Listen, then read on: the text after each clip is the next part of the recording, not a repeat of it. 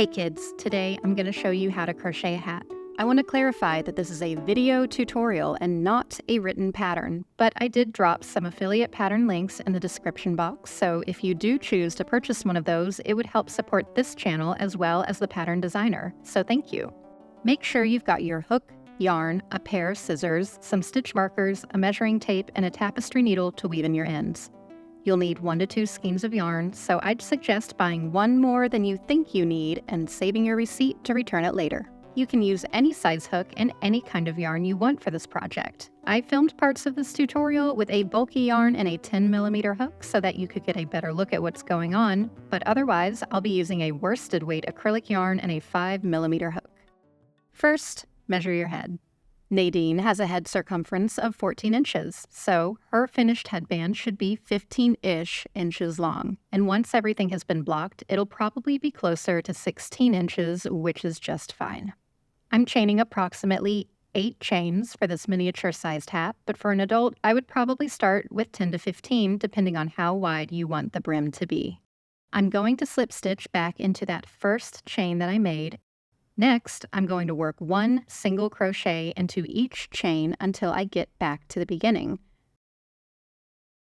For the next round, I'm inserting the hook into only the back loop of each stitch and working a single crochet into every back loop. From this point on, you don't really have to count or worry about where the beginning of your round is. Just keep working 1 single crochet into each back loop until you have a tube that is the size of the head measurement you took before. You can sew the short ends together using the tail that you started with.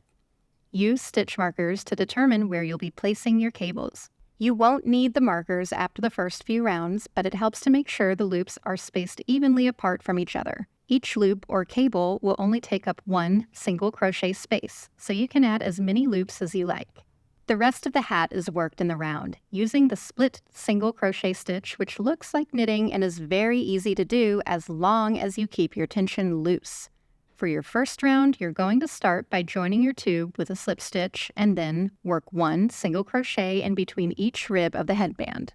I have an older video with additional tips for doing the split single crochet stitch if you're having a hard time getting used to this variation. For the record, a regular single crochet stitch would also work fine, but I prefer the tighter weave and V-shaped stitches that the split stitch makes, and once you learn to adjust your tension, it starts to feel as easy as working a regular single crochet stitch. Once you finish the first round, go ahead and slip stitch into the first stitch that you worked in the first round, chain 1, and you'll be ready to start the next round. There is going to be a visible seam at the point where each row ends and begins, but it runs down the back of the hat where it won't be too conspicuous. You could work your rounds in a spiral, but doing that will probably make your stitches lean diagonally. If you're making a beanie, this could be really cute, but I want my cables to run parallel to each other. When you're working the next round and you arrive at a stitch marker, slip stitch into that stitch and then chain anywhere from 8 to 10 chains, keeping them as tight and even as you can. Next, you're going to slip stitch into the same place that you started. From here, you'll just continue with your split single crochets until you get to the next cable marker. I only work the loops into every other round, with 1 round of regular split single crochets in between each round of loops. Here's what this concept would look like written out as a chart and a pattern. You can see that it's a little confusing to look at once the loops start to overlap each other, so this is how I'd chart it out if I were making a pattern for myself. I have another video dedicated to the Jacob's ladder stitch, which I'll also link in the description box. You don't have to add any cables to this pattern if you don't want to, but I think they break up the monotony of each round and they add lots of character, texture, and structure to your work, so give them a try. You can also play with different weaving combinations, and if you feel like your work is too bunched up, go back and increase the number of chains in each loop. The best part about this technique is that you don't have to weave the loops as you go, so you can make up your mind later.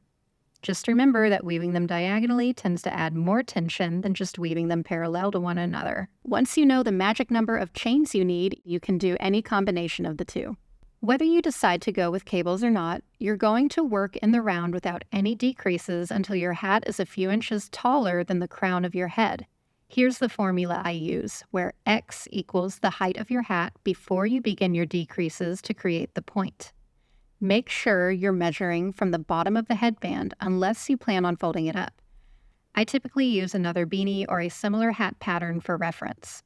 To make our hat taper down to a point at the end, we need to subtract stitches from each round. I like to decrease or subtract 2 stitches from every other round, working the first decrease at the beginning of the round and the second at the end. I work my decreases into every other row to avoid bumps and holes in my work, and I use stitch markers to keep track of where I am. Once you've started a new round after your slip stitch and chain 1, skip the first single crochet and work your split stitch into the second one instead. Now work the rest of that round like you normally would. Skip the last single crochet stitch and slip stitch into the chain 1 that started that round. Chain 1 and work the next round with no decreases. Repeat this pattern until you've only got a few stitches left.